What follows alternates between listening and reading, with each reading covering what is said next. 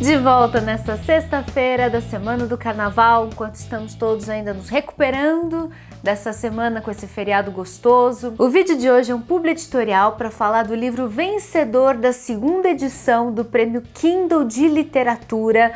O vencedor foi anunciado há poucas semanas, então eu estou aqui porque eu li o livro e eu estou aqui para falar um pouquinho sobre essa obra deste novo talento da literatura brasileira. Mas antes, para quem não conhece, acho que vale a pena falar um pouquinho desse Prêmio Kindle de Literatura, porque é uma oportunidade muito legal para escritores iniciantes e eu sei a quantidade de pessoas querendo escrever e querendo ser lidas que existem aqui no Brasil. Eu mesma recebo livros de todo o país, de vários escritores que sonham, né, em alcançar algum público, encontrar alguém que leia os seus trabalhos.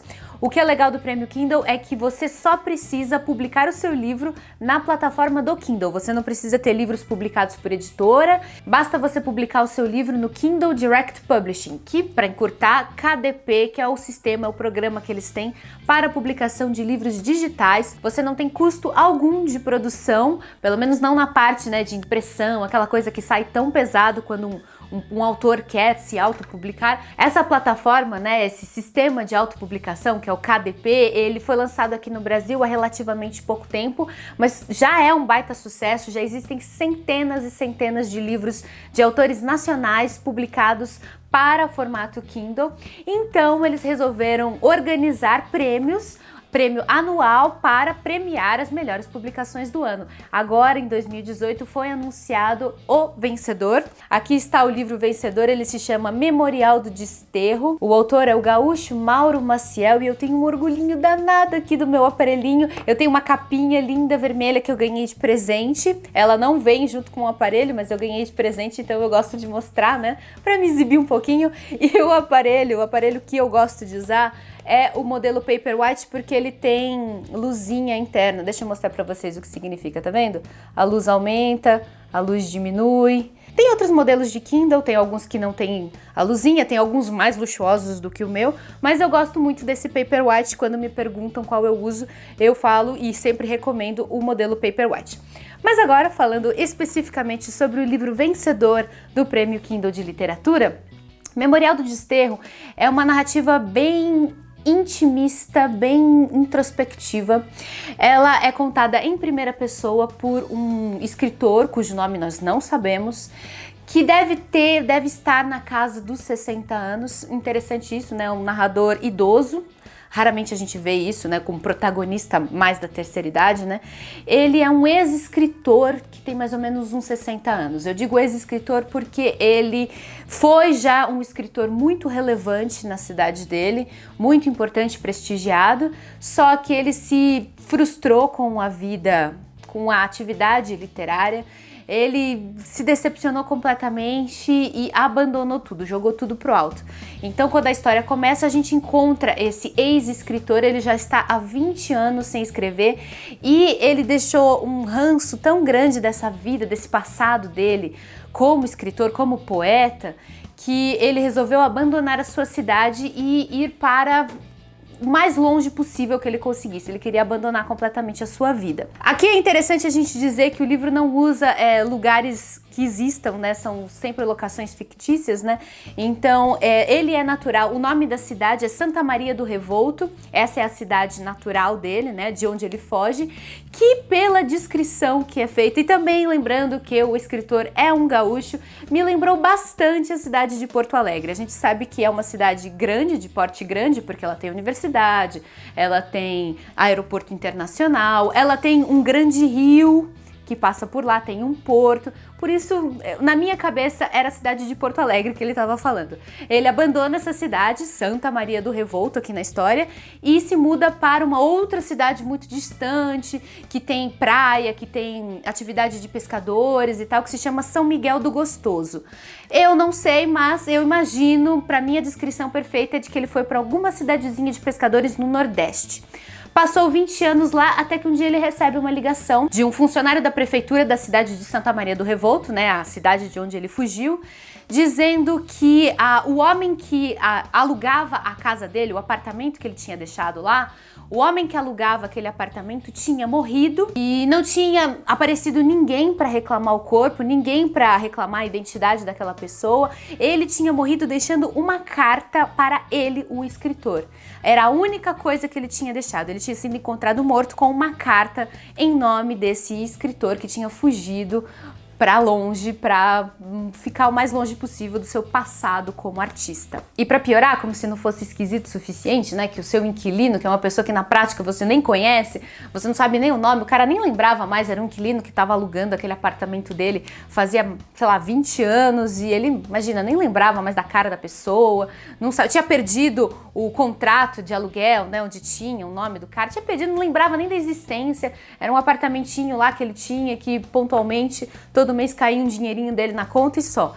Como se não fosse esquisito o suficiente aquele cara ter morrido e ter deixado uma carta para ele, ainda por cima o funcionário da prefeitura que liga para o escritor pede que ele venha para a cidade para se encarregar do enterro desse homem misterioso e, mais esquisito ainda, para escrever um memorial, uma espécie de obituário contando a vida dessa pessoa que morreu. Acontece, e esse eu acho que é um toque meio fantástico, meio realismo mágico dessa história, acontece que a cidade de Santa Maria do Revolto tem uma lei municipal que impede que as pessoas sejam enterradas em cemitérios, a menos que seja registrado na prefeitura uma espécie de memorial da vida delas, contando quem elas foram, o que elas fizeram na vida. Sem esse tipo de registro, sem essa formalidade legal, a cidade fica impedida de enterrar a pessoa sem identidade, como se fossem indigentes. Essas pessoas que não têm história, não têm passado, não têm memória, as prefeituras, as autoridades jogam o corpo no mar. Diante de tudo isso, o narrador é convocado a retornar à cidade e tentar descobrir alguma coisa, tentar encontrar algum parente, alguma informação a respeito daquele morto, daquela pessoa esquisita que morreu, e senão ele ia ser jogado no mar.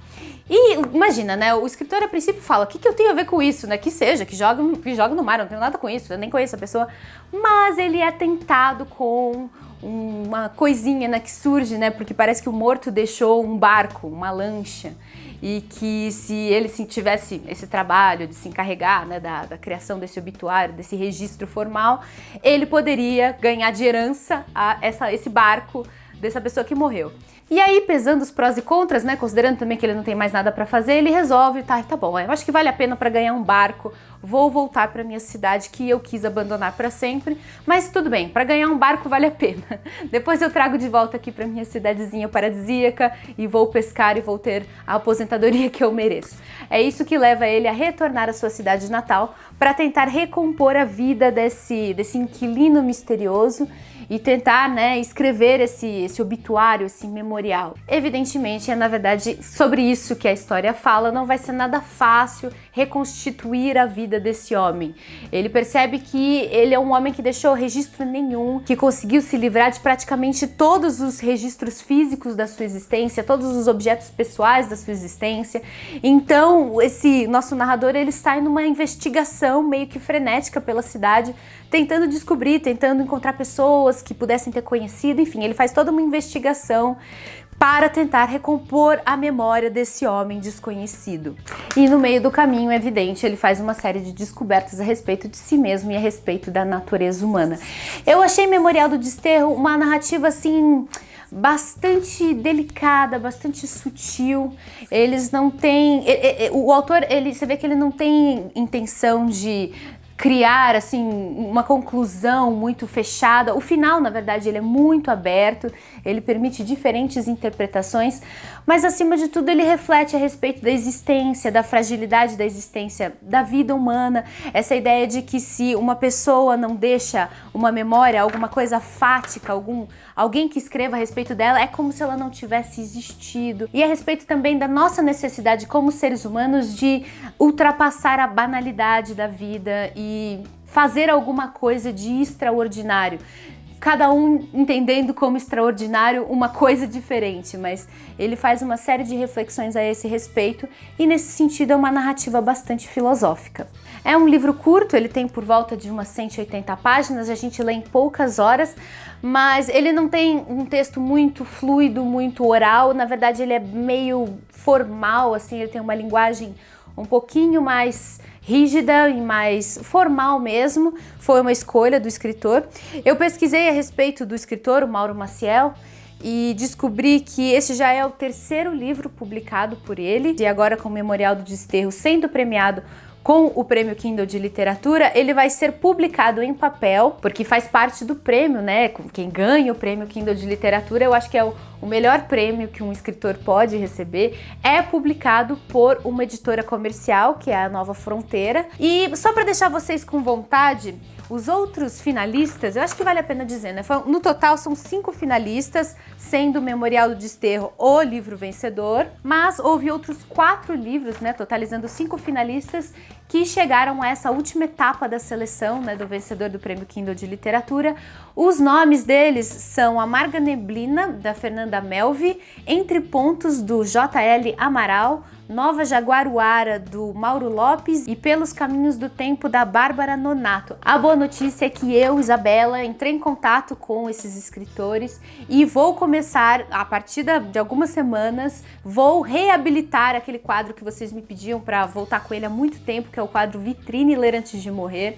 Eu fiquei mais de um ano sem publicar nada para esse quadro, porque eu tava sem tempo, muita coisa para fazer e tal, mas agora esse ano eu tô tentando organizar melhor minha rotina de trabalho para conseguir dar conta de fazer o quadro Vitrine, e eu vou fazer. Por enquanto eu não consegui fechar ainda com os 4 autores, mas 2 deles eu já consegui conversar, então eu vou reabilitar o quadro Vitrine. Então nas próximas semanas vocês vão ver resenhas dos outros livros finalistas do Prêmio Kindle de Literatura. E se você ficou curioso, eu vou deixar aqui embaixo na descrição do vídeo o link com a sinopse completa desses livros, com o link para comprar. Se você tem um aparelho Kindle é muito mais fácil, né, porque você pode ler assim confortavelmente, mas se você não tem, dá para ler também pelo aplicativo do Kindle no celular ou no tablet. É só entrar lá na loja de aplicativos, baixar gratuitamente, né, o aplicativo do Kindle e fazer as suas leituras. Lembrando que se você assina aquele serviço do Kindle Unlimited, você pode ler todos os 5 finalistas do Prêmio Kindle de Literatura gratuitamente. Vale muito a pena.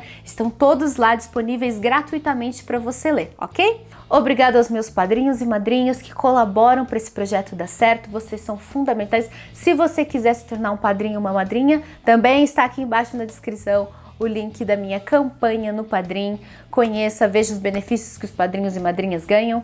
E aí, se você achar que vale a pena, se torne um padrinho ou uma madrinha também.